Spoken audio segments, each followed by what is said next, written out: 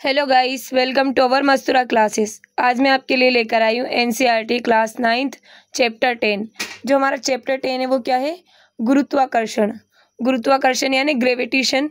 आज हम पढ़ेंगे अध्याय 8 तथा 9 में हमने वस्तुओं की गति के बारे में तथा बल को गति के कारक के रूप में अध्ययन किया है। हमने सीखा है कि किसी वस्तु की चाल या गति की दिशा बदलने के लिए बल की आवश्यकता होती है। हम सदैव देखते हैं कि जब किसी वस्तु को ऊंचाई से गिराया जाता है तो वह पृथ्वी की ओर गिरती है। हम जानते हैं कि सभी ग्रह सूर्य के चारों ओर चक्कर लगाते हैं। चंद्रमा की परिक्रमा करता है। जो चंद्रमा होता है वो भी क्या करता है? पृथ्वी की परिक्रमा करता है। इन सभी अवस्थाओं में वस्तु पर, ग्रहों पर तथा चंद्रमा पर लगने वाले कोई बल अवश्य होना चाहिए। आइजक न्यूटन इस तथ्य को समझ गए थे कि इन सभी के लिए एक ही बल उत्तरदायी है। इस बल को गुरुत्वाकर्षण बल कहते हैं। इस अध्याय में हम गुरुत्वाकर्षण तथा गुरुत्वाकर्षण के सार्वत्रिक नियम के बारे में अध्ययन करेंगे। हम पृथ्वी पर गुरुत्वाकर्षण बल के प्रभाव के अंतर्गत वस्तुओं की गति पर विचार करेंगे। हम अध्ययन करेंगे कि किसी वस्तु का भार एक स्थान से दूसरे स्थान पर किस प्रकार परिवर्तित होता है। द्रव में वस्तुओं के पलवन की शर्तों के बारे में हम विचार विमर्श करेंगे। गुरुत्वाकर्षण। हम जानते हैं कि चंद्रमा पृथ्वी का चक्कर लगाता है। किसी वस्तु को जब ऊपर की ओर फेंकते हैं तो वह ऊंचाई तक ऊपर पहुंचती है और फिर नीचे की ओर गिरने लगती है। कहते हैं कि जब न्यूटन एक पेड़ के नीचे बैठे थे तो एक सेब उन पर गिरा। सेब के गिरने की क्रिया ने न्यूटन को सोचने के लिए प्रेरित किया। उन्होंने सोचा कि यदि पृथ्वी सेब को अपनी ओर आकर्षित कर सकती है तो क्या चंद्रमा को आकर्षित नहीं कर सकती? क्या दोनों स्थितियों में वही बल लग रहा है? उन्होंने अनुमान लगाया कि दोनों अवस्थाओं में एक ही प्रकार का बल उत्तरदायी है। उन्होंने तर्क दिए कि अपनी कक्षा के प्रत्येक बिंदु पर चंद्रमा किसी सरल रेखीय पथ में गति करता है, वरन पृथ्वी की ओर गिरता रहता है। अतः वह अवश्य है कि पृथ्वी द्वारा आकर्षित होता है, लेकिन हम वास्तव में चंद्रमा को पृथ्वी की ओर गिरते हुए नहीं देखते। आइए चंद्रमा की गति को समझने के लिए क्रियाकलाप 8.11 पर पुनः विचार करें। क्रियाकलाप 10.1। धागे का एक टुकड़ा लीजिए। इसके एक सिरे पर एक छोटा सा पत्थर बांधिए। धागे के दूसरे सिरे को पकड़िए और पत्थर को वृत्ताकार पथ में घुमाइए, जैसा कि चित्र में दिखाया गया है। पत्थर द्वारा नियत परिमाण के वेग से वृत्ताकार पथ में गति। पत्थर की गति की दिशा में को देखिए। अब धागे को छोड़िए। फिर से पत्थर की गति की दिशा को देखिए। धागे को छोड़ने से पहले पत्थर एक निश्चित चाल से वृत्ताकार पथ में गति करता है तथा प्रत्येक बिंदु पर उसकी गति की दिशा बदलती है। दिशा के परिवर्तन में वेग परिवर्तन या त्वरण सम्मिलित है। जिस बल के कारण यह त्वरण होता है तथा वो जो वस्तु वृत्ताकार पथ में गतिशील रखता है वह बल केंद्र की ओर लगता है। इस बल को अभिकेंद्री बल कहते हैं। इस बल की अनुपस्थिति में पत्थर एक सरल रेखा में मुक्त रूप से गतिशील हो जाता है। यह सरल रेखा वृत्तीय पथ पर स्पर्श रेखा होगी, जैसा कि हम यहाँ पर देख सकते हैं। वृत्त पर स्पर्श रेखा, ये जैसे कि हमको दिखाई दे रही है। कोई सरल रेखा जो वृत्त से केवल एक ही बिंदु पर मिलती है वृत्त पर स्पर्श रेखा कहलाती है। इस चित्र में सरल रेखा ABC वृत्त के बिंदु B पर स्पर्श रेखा है। पृथ्वी के चारों ओर चंद्रमा की गति अभिकेंद्र बल के कारण है। अभिकेंद्र बल पृथ्वी के आकर्षण बल के कारण मिल पाता है। यदि ऐसा कोई बल न होता तो चंद्रमा एक समान गति से सरल रेखीय पथ पर चलता रहेगा। यह देखा गया कि गिरता हुआ सेब पृथ्वी की ओर आकर्षित होता है। क्या सेब भी पृथ्वी को आकर्षित करता है? यदि ऐसा होता तो हम पृथ्वी को सेब की ओर गति करते हुए क्यों नहीं देख पाते? गति के तीसरे नियम के अनुसार सेब पृथ्वी को आकर्षित करता है, लेकिन गति के दूसरे नियम के अनुसार किसी दिए हुए बल के लिए त्वरण वस्तु के द्रव्यमान की व्युत्क्रमानुपाती होता है। समीकरण 9.4।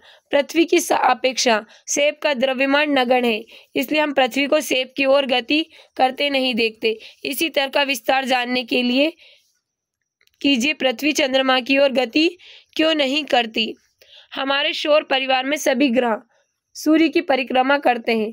पहले की भांति तर्क करके हम कह सकते हैं कि सूर्य तथा ग्रहों के बीच एक बल विद्यमान होता है। उपरोक्त तथ्यों के आधार पर न्यूटन ने निष्कर्ष निकाला कि केवल पृथ्वी ही सेब और चंद्रमा को आकर्षित नहीं करती, बल्कि विश्व के सभी पिंड एक दूसरे को आकर्षित करते हैं। वस्तुओं के बीच यह आकर्षण बल गुरुत्वाकर्षण बल कहलाता है। गुरुत्वाकर्षण का सार्वत्रिक नियम विश्व प्रत्येक पिंड प्रत्येक अन्य पिंडों को एक बल से आकर्षित करता है जो दोनों पिंडों के द्रव्यमानों के गुणनफल के समानुपाती, उनके बीच की दूरी के वर्ग के व्युत्क्रमानुपाती होता है। यह बल दोनों पिंडों को मिलाने वाली रेखा की दिशा में लगता है, जैसा कि हम यहाँ पर देख सकते हैं। F = G/m/d का स्क्वायर। किन्हीं दो एक समान पिंडों के बीच गुरुत्वाकर्षण बल उनके केंद्रों को मिलाने वाली रेखा की दिशा में निर्देशित होता है। आइजैक न्यूटन का जन्म इंग्लैंड में ग्रेथम के निकट वुल्थथोर्पे में हुआ था। विज्ञान के इतिहास में वह प्रिया सबसे अधिक मौलिक तथा प्रभावशाली सिद्धांतवादी के रूप में जाने जाते हैं। वे एक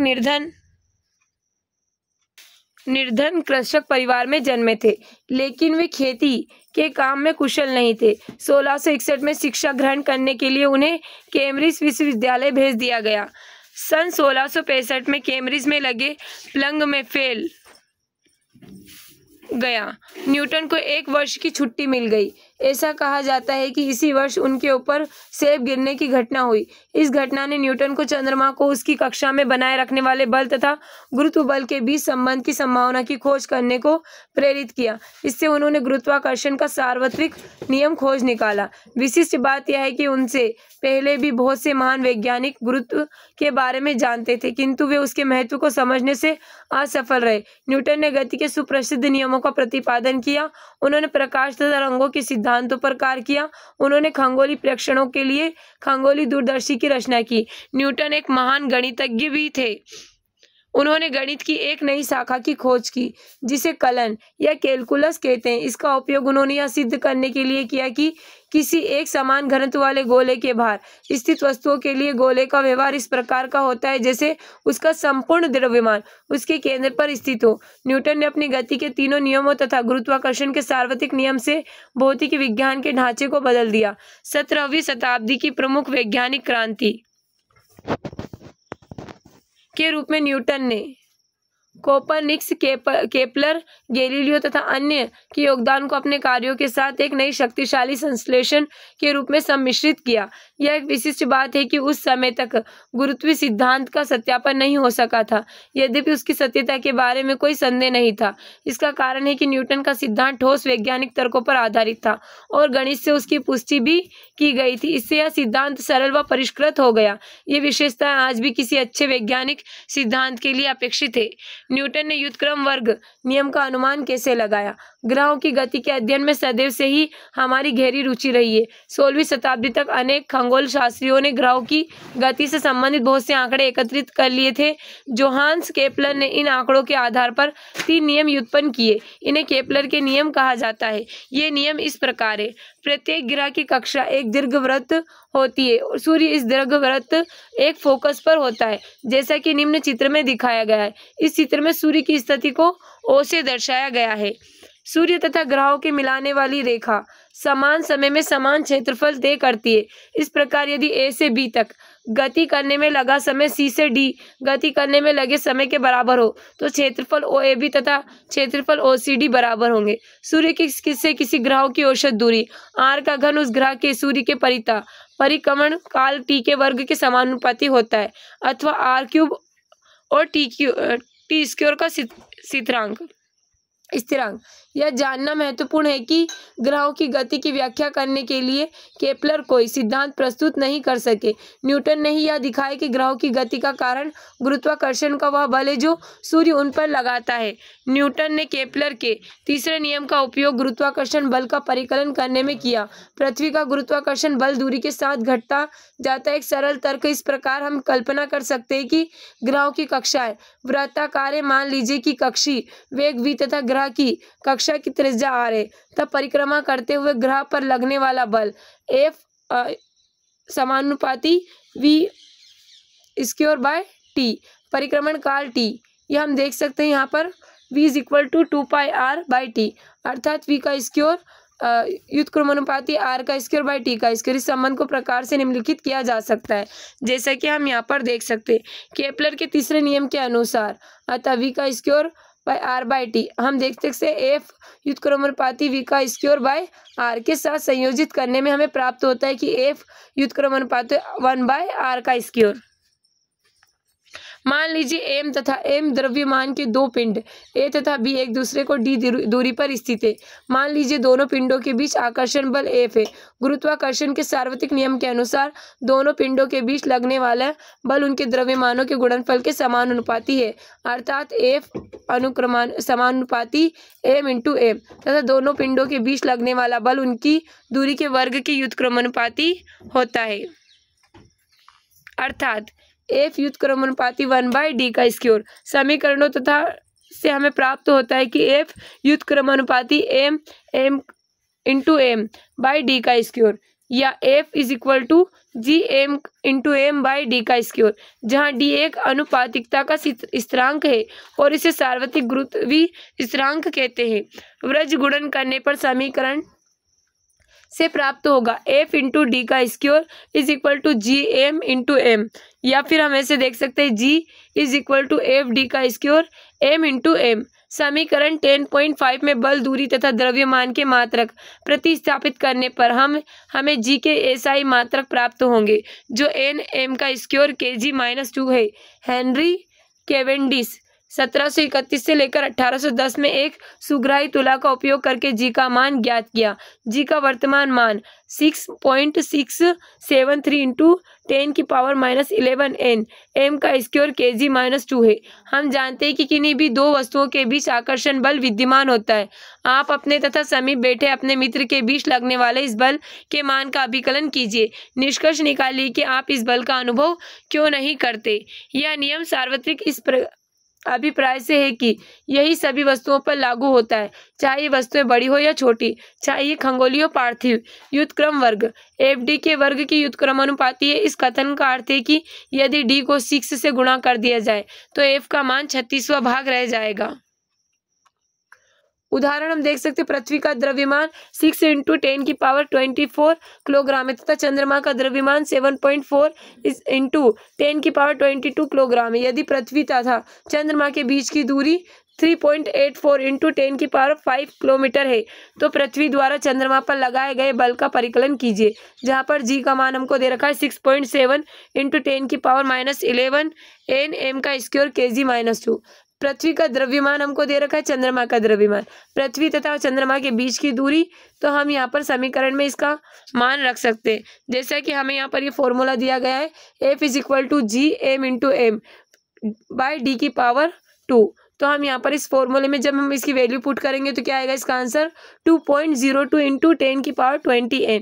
पृथ्वी द्वारा चंद्रमा पर लगाए बल कितना होता है 2.02 इंटू 10⁻20 n होता है। अब यहाँ कुछ क्वेश्चन दिए गए, इनके आंसर आप कमेंट बॉक्स में कमेंट करना। गुरुत्वाकर्षण के सार्वत्रिक नियम का महत्व। गुरुत्वाकर्षण का सार्वत्रिक नियम अनेक ऐसी परिघटनाओं सफलतापूर्वक व्याख्या करता है जो असंबद्ध मानी जाती थी। हमें पृथ्वी से बांधे रखने वाला बल, पृथ्वी के चारों ओर चंद्रमा की गति, सूर्य के चारों ओर ग्रहों की गति तथा चंद्रमा तथा सूर्य के कारण ज्वार भाटा। मुक्त पतन। मुक्त पतन का अर्थ जानने के लिए आइए क्रियाकलाप करते हैं। क्रियाकलाप 10.2। एक पत्थर लीजिए, इसे ऊपर की ओर फेंकिए, यह एक निश्चित ऊंचाई तक पहुंचता है और अब नीचे गिरने लगता है। हम यह जानते हैं कि पृथ्वी वस्तुओं को अपनी ओर आकर्षित करती है। पृथ्वी के इस आकर्षण बल को गुरुत्वाकर्षण बल कहते हैं। अतः जब वस्तुएं पृथ्वी की ओर केवल इसी बल के कारण गिरती है, हम कहते हैं कि वस्तुएं मुक्त पतन में है। यह गिरती हुई वस्तुओं के वेग में कोई परिवर्तन होता है। गिरते समय वस्तुओं की गति की दिशा में कोई परिवर्तन नहीं होता, लेकिन पृथ्वी के आकर्षण के कारण वेग के परिमाण में परिवर्तन होता है। वेग में कोई भी परिवर्तन त्वरण को उत्पन्न करता है। जब भी कोई वस्तु पृथ्वी की ओर गिरती है, त्वरण कार्य करता है। यह त्वरण पृथ्वी के गुरुत्वीय बल के कारण है, इसलिए इस त्वरण को पृथ्वी के गुरुत्वीय बल के कारण त्वरण या त्वरणीय गुरुत्वीय त्वरण कहते हैं। इसे जी से निर्दिष्ट करते हैं। जी के मात्रक वही है जो त्वरण के है, अर्थात m का स्क्वायर -2। गति के दूसरे नियम से हम ज्ञात कर सकते हैं कि बल, द्रव्यमान तथा त्वरण का गुणनफल है। हम मान लीजिए कि क्रियाकलाप 10.2 में पत्थर का द्रव्यमान m है। पहले से ही जानते हैं कि मुक्त रूप से गिरती वस्तुओं में गुरुत्वीय बल के कारण त्वरण लगता है और इसे जी से निर्दिष्ट करते हैं, इसलिए गुरुत्वीय बल का परिमाण F है। द्रव्यमान तथा गुरुत्वीय त्वरण के गुणनफल के बराबर होगा, अर्थात M बराबर mg। समीकरण 10.4 तथा समीकरण 10.6 से हमें प्राप्त होता है कि mg is equal to G M into M by D का स्क्वायर, या फिर हम ऐसा लिख सकते हैं जी एम बाई डी का स्क्वायर, जहाँ पर m पृथ्वी का द्रव्यमान है, d वस्तु पृथ्वी के बीच की दूरी। मान लीजिए कि एक वस्तु पृथ्वी या इसकी सतह के पास है। समीकरण 10.7 में दूरी d पृथ्वी की त्रिज्या r के बराबर होगी। इस प्रकार पृथ्वी की सतह पर या इसके समीप रखी गई वस्तुओं के लिए mg is equal to G M into M by R square, या फिर लिख सकते हैं G M by R square. पृथ्वी के एक पूर्ण गोला नहीं है। पृथ्वी की त्रिज्या ध्रुव से विषुवत वृत्त की ओर जाने पर बढ़ती है, इसलिए जी का मान ध्रुव पर विषुवत वृत्तों की अपेक्षा अधिक होता है। अधिकांश गणनाओं के लिए पृथ्वी की सतह पर या इसके पास जी के मान को लगभग स्थिर मान सकते हैं, लेकिन पृथ्वी से दूर की वस्तुओं के लिए पृथ्वी के गुरुत्वीय बल के कारण त्वरण समीकरण 10.7 से ज्ञात किया जा सकता है। 10.2.1 गुरुत्वीय त्वरण जी के मान का परिकलन। गुरुत्वीय त्वरण जी के मान का परिकलन करने के लिए हमें समीकरण 10.9 जी एम तथा आर के मान रखने होंगे, जैसे कि सार्वत्रिक गुरुत्वीय नियतांक जी का मान जो है 6.7 10 की पावर -11 एम एन एम का स्क्वायर के जी -2। पृथ्वी का द्रव्यमान m is equal to 6 into 10 की पावर -24 के जी, जब पृथ्वी की त्रिज्या r 6 - 4 इंटू 10 की पावर 6 एम। तो हम यहाँ पर इसकी वैल्यू पुट करते हैं तो आंसर क्या आता है हमारा 9.8 एम एस की पावर -2। ये क्या है, पृथ्वी की गुरुत्वीय त्वरण का मान है। पृथ्वी के गुरुत्वीय बल के प्रभाव में वस्तुओं की गति, यह समझाने के लिए कि क्या सभी वस्तुएं खोखली या ठोस, बटी या छोटी किसी वस्तुओं से समान दर से गिरेगी। आइए इस क्रियाकलाप को करते। क्रियाकलाप 10.3 कागज की एक शीट तथा एक पत्थर लीजिए, दोनों को किसी इमारत की पहली मंजिल से एक साथ गिराइए। देखिए कि यह दोनों धरती पर एक साथ पहुंचते हैं। हम देखते हैं कि कागज धरती पर पत्थर की अपेक्षा कुछ देर से पहुंचता है। ऐसा वायु के प्रतिरोध के कारण होता है। गिरती हुई वस्तु गतिशील वस्तुओं पर घर्षण के कारण वायु प्रतिरोध लगाती है। कागज पर लगने वाला वायु का प्रतिरोध पत्थर पर लगने वाले प्रतिरोध से अधिक होता है। इस प्रयोग को यदि हम कांच के जार में करें जिससे हमें हवा निकाल दी गई हो, तो कागज तथा पत्थर एक ही दर से नीचे गिरेंगे। हम जानते हैं कि मुक्त पतन में वस्तु त्वरण का अनुभव करती है। समीकरण 10.9 से वस्तु द्वारा अनुभव किया जाने वाला त्वरण इसके द्रव्यमान पर निर्भर नहीं करता। इसका अर्थ हुआ कि सभी वस्तुएं खोखली या ठोस, बड़ी या छोटी, एक ही दर से नीचे गिरनी चाहिए। एक कहानी के अनुसार इस विचार की पुष्टि के लिए गैलीलियो ने इटली में पीसी की झुकी हुई मीनार से विभिन्न वस्तुओं को गिराया। क्योंकि पृथ्वी के निकट जी का मान स्थिर है, अतः एक समान त्वरित गति के सभी समीकरण त्वरण एक ही स्थान पर जी रखने पर मान्य रहेगा। यह समीकरण है v is equal to U plus A T. तो हम यहाँ पर s is equal to U T plus 1/2 A T का स्क्वायर, या फिर v का square is equal to U square plus 2as, ये समीकरण हमको दिए गए। यहाँ u एवं v क्रमशः प्रारंभिक एवं अंतिम वेग तथा s वस्तु द्वारा t समय में ली गई दूरी है। इन समीकरणों का उपयोग करते समय यदि त्वरण a वेग की दिशा में अर्थात गति की दिशा में लग रहा हो तो हम इसको धनात्मक लेंगे, त्वरण a को ऋणात्मक लेंगे जब यह गति की दिशा विपरीत लगता है। उदाहरण 10.2 एक कार की कगार से गिरकर 0.5 एस में धरती पर आ गिरती है। परिकलन में सरलता के लिए जी का मान 10 एम एस के -2 लीजिए। धरती पर टकराते समय कार की चाल क्या होगी? 0.5 एस के दौरान इसकी औसत चाल क्या होगी? धरती से कगार कितनी ऊंचाई पर है? जैसा कि हम यहाँ पर इसका हल देख सकते हैं, तो क्या आएगा इसका आंसर 5 एम एस -1। और औसत चाल हमको बताई गई, तो औसत चाल कितनी है? 2.5 एम एस -1। तय की गई दूरी 1.25 एम। धरती पर टकराते समय इसकी चाल क्या होगी? तो हमें दे रखा 5 एम एस -1। 0.5 सेकेंड के दौरान इसकी औसत चाल 2.5 एम एस -1। धरती से कगार की ऊंचाई 1.25 एम। ऐसे ही यहाँ पर एक उदाहरण दे रखा है। एक वस्तु को ऊर्ध्वाधर दिशा में ऊपर की ओर फेंका जाता है और यह 10 एम की ऊंचाई से पहुंचती है। परिकलन कीजिए कि वस्तु कितने वेग से ऊपर फेंकी गई तथा वस्तु द्वारा उच्चतम बिंदु तक पहुंचने में लिया गया समय।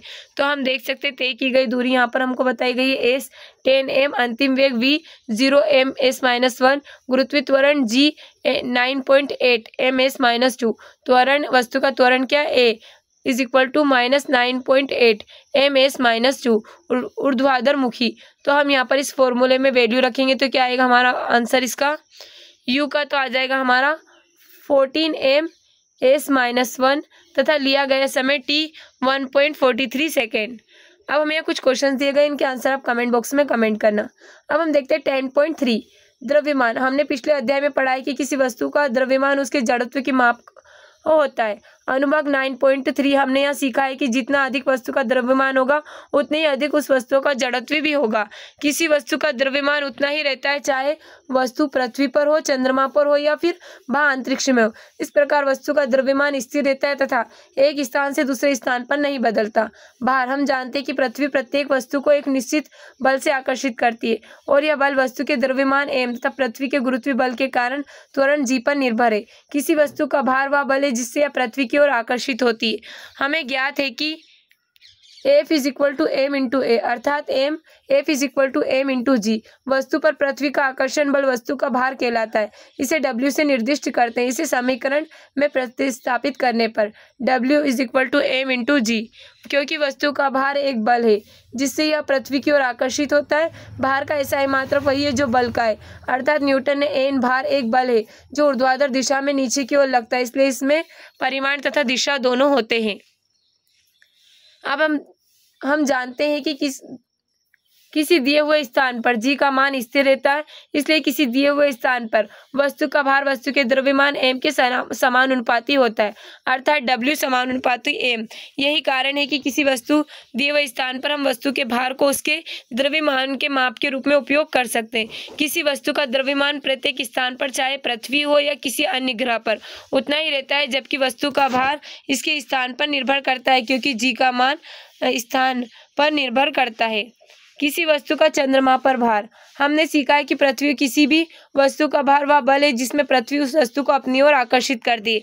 इसी प्रकार चंद्रमा पर किसी वस्तु का भार वह बल है जिसमें चंद्रमा उस वस्तु को अपनी ओर आकर्षित करता है। चंद्रमा का द्रव्यमान पृथ्वी की अपेक्षा कम है, इस कारण चंद्रमा वस्तुओं पर कम आकर्षण बल लगाता है। मान लीजिए कि वस्तु का द्रव्यमान m तथा चंद्रमा पर इसका भार Wm है। मान लीजिए चंद्रमा का द्रव्यमान mm है तथा इसकी त्रिज्या rm है।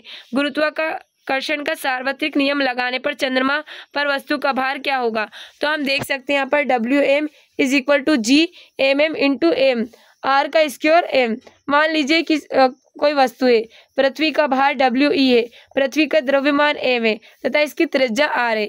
अब हमें एक यहाँ सारणी दी गई है, इसमें खगोलीय पिंड द्रव्यमान kg और त्रिज्या m। पृथ्वी का द्रव्यमान क्या है 5.98 इंटू 10⁻24 और इसकी त्रिज्या क्या है 6 - 37 इंटू 10⁻6। चंद्रमा का है 7.36 इंटू 10⁻22 और इसकी त्रिज्या क्या है 1.74 इंटू 10⁻6।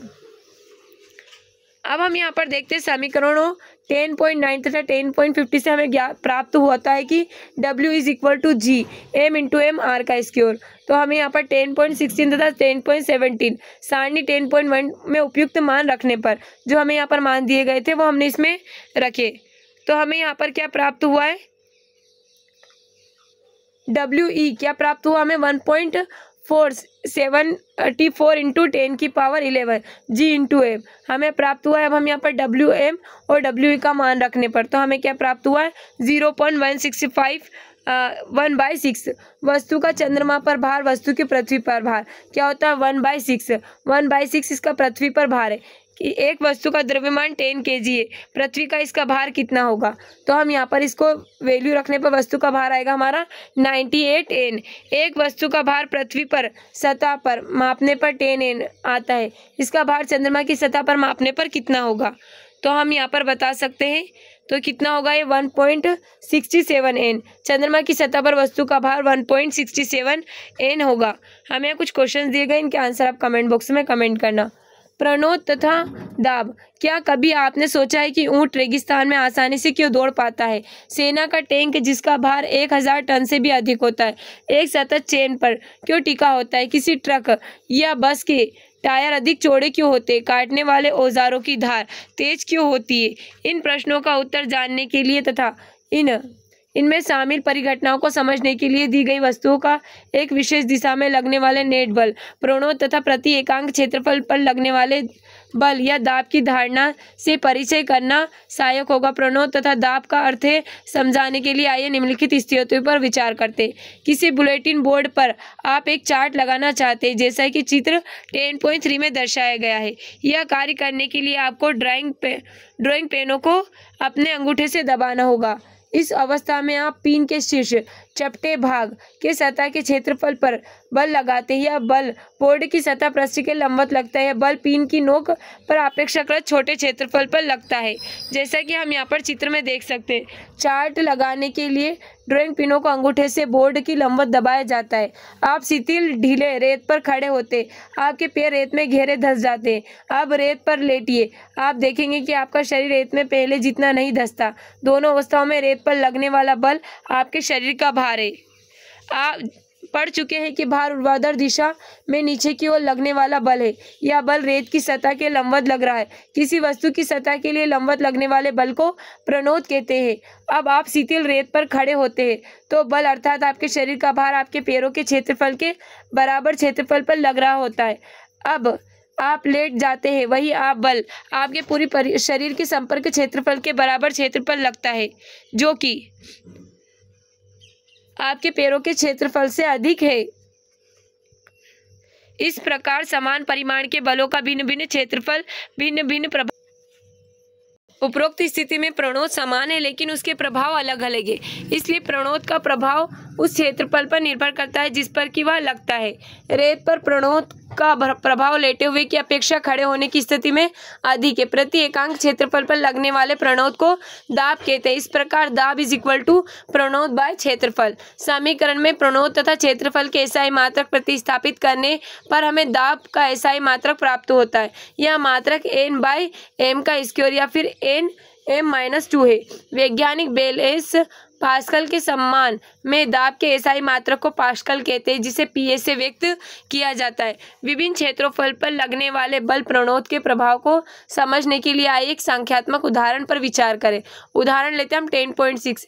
एक लकड़ी का गुटका मेज पर रखा है। लकड़ी के गुटके का द्रव्यमान 5 kg है तथा इसकी विमाएं 40 centimetre into 20 centimetre into 10 centimetre है, जैसा कि हम चित्र में देख सकते हैं। लकड़ी के टुकड़े द्वारा मेज पर लगने वाले दाब को ज्ञात कीजिए। यदि इसकी निम्नलिखित विमाओं की सतह मेज पर रखी जाती है 20 सेंटीमीटर, 10 सेंटीमीटर तथा बी में 40 सेंटीमीटर इंटू 20 सेंटीमीटर। लकड़ी के गुटके का द्रव्यमान तथा इसकी विमाएं, लिहाजा लकड़ी के गुटके का भार मेज की सतह पर प्रणोद लगाता है। जैसा कि हम देखते हैं प्रणोद m is equal m into G, और हम यहाँ पर देख सकते हैं तो ये क्या आएगा हमारा 49n, और सतह का क्षेत्रफल लंबाई इंटू चौड़ाई तो 20 सेंटीमीटर और 10 सेंटीमीटर, तो इसका आंसर आएगा 0.02 m का स्क्वायर। तो हम यहाँ पर इसको समीकरण में रख देंगे तो इसका क्या आएगा, दाब हमारा 2450 Nm की -2 जब गुटके की 40 सेंटीमीटर तथा 20 सेंटीमीटर विमाएं मेज पर रखी जाती है तो क्षेत्रफल लंबाई और चौड़ाई क्या होगी यहाँ पर 0.08 m स्क्वायर। समीकरण में रखेंगे तब क्या हो जाएगा 612.5 Nm का स्क्वायर -2।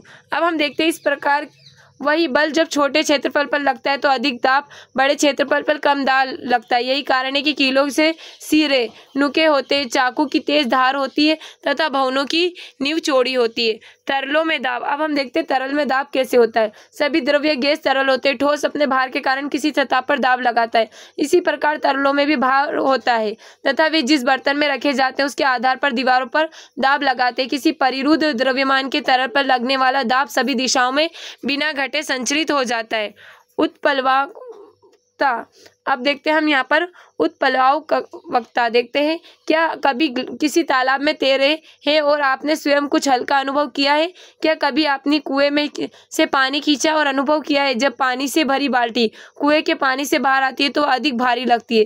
क्या आपने कभी सोचा है कि लोहे तथा स्टील से बना जलयान समुद्र के पानी में क्यों नहीं डूबता, लेकिन उतनी ही मात्रा का लोहे तथा स्टील यदि चादर के रूप में हो तो क्या डूब जाएगा? इन सभी प्रश्नों का उत्तर जानने के लिए उत्प्लवकता के बारे में जानना आवश्यक है।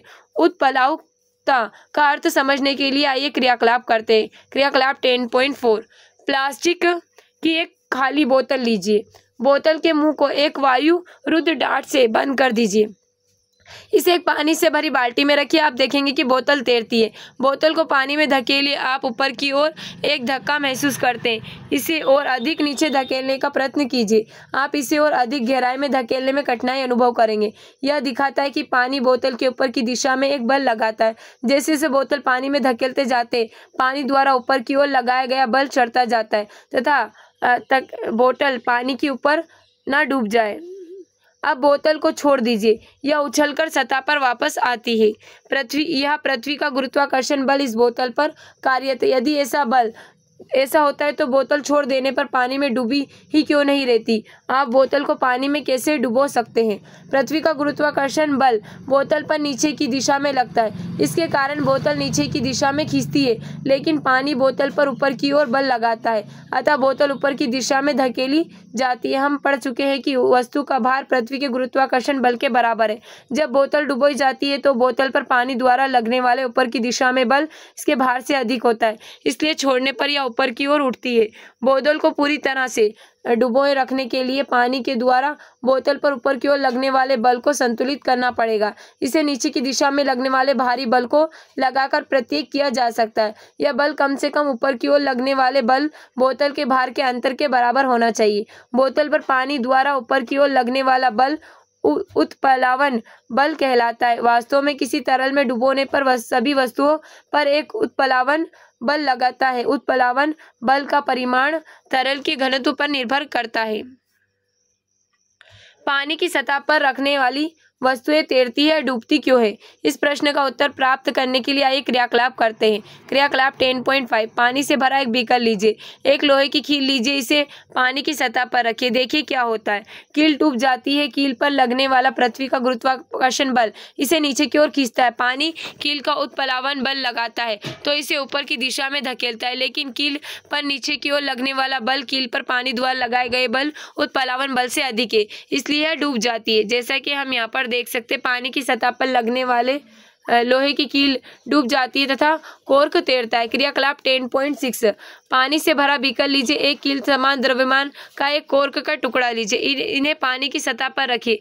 देखिए क्या होता है। कोर्क तैरता है जबकि कील डूब जाती है। ऐसा उनके घनत्व में अंतर के कारण होता है। किसी पदार्थ का घनत्व उसके एकांक आयतन के द्रव्यमान को कहते हैं। कोर्क का घनत्व पानी के घनत्व से कम है। इसका अर्थ है कि कोर्क पर पानी का उत्प्लावन बल कोर्क के भार से अधिक है, इसलिए यह तैरता है। लोहे की कील का घनत्व पानी के घनत्व से अधिक है। इसका अर्थ है कि लोहे की कील पर पानी का उत्प्लावन बल लोहे की कील के भार से कम है, इसलिए यह डूब जाती है। इस प्रकार द्रव्य के घनत्व से कम घनत्व की वस्तुएं द्रव्य पर तैरते, द्रव्य के घनत्व से अधिक घनत्व की वस्तुएं द्रव्य में डूब जाती है। यहाँ पर कुछ क्वेश्चंस दिए गए, इनके आंसर आप कमेंट बॉक्स में कमेंट करना। आर्किमिडीज का सिद्धांत। क्रियाकलाप 10.7 एक पत्थर का टुकड़ा लीजिए और इसे कमीनादार तुला या रबड़ की डोरी के एक सिरे से बांधिए। तुला या डोरी को पकड़कर पत्थर को लटकाइए। 10.6 में दिखाया गया है। पत्थर के भार के कारण रबड़ की डोरी की लंबाई वृद्धि या कमीनादार तुला का पाठ्यांक नोट कीजिए। अब पत्थर को एक बर्तन में रखे, पानी में धीरे से डुबोइए। चित्र में दिखाया गया है। परीक्षण कीजिए कि डोरी की लंबाई या तुला की माप का क्या परिवर्तन होता है। जैसा कि हम यहाँ पर देख सकते हैं, हवा में लटके पत्थर के टुकड़े के भार के कारण रबड़ की डोरी में प्रसार का परीक्षण कीजिए। पत्थर को पानी में डुबोने पर डोरी के प्रसार में कमी आ जाती है। आप देखेंगे कि जैसे ही पत्थर धीरे धीरे पानी में नीचे ले जाते हैं तो डोरी की लंबाई या तुला के पाठ्यांक में भी कमी आती है। तथापि जब पत्थर पानी में पूरी तरह डूब जाता है तो उसके बाद कोई परिवर्तन नहीं दिखाई देता। डोरी के प्रसार या तुला की माप कमी से आप निष्कर्ष निकालते हैं। हम जानते हैं कि रबड़ की डोरी की लंबाई में परिवर्तन या तुला के पाठ्यांक में वृद्धि पत्थर के भार के कारण होती है, क्योंकि पत्थर को पानी में डुबोने पर इन वृद्धियों में कमी आ जाती है। इसका अर्थ है कि पत्थर पर ऊपर की दिशा में कोई बल लगता है। इसके परिणाम स्वरूप रबड़ की डोरी पर लगने वाला बल नेट बल कम हो जाता है और इसलिए लंबाई की वृद्धि भी कमी आ जाती है। जैसा कि पहले ही चर्चा की जा चुकी है कि पानी द्वारा ऊपर की ओर लगाया गया यह बल उत्प्लावन बल कहलाता है। किसी वस्तु पर लगने वाले उत्प्लावन बल का परिमाण कितना होता है? क्या किसी एक ही वस्तु के लिए यह सभी तरलों में समान होता है? क्या किसी दिए गए तरल में सभी वस्तुएं समान उत्प्लावन बल का अनुभव करती हैं? इन प्रश्नों का उत्तर आर्किमिडीज के सिद्धांत द्वारा प्राप्त होता है, जिसको निम्न प्रकार से व्यक्त किया जाता है।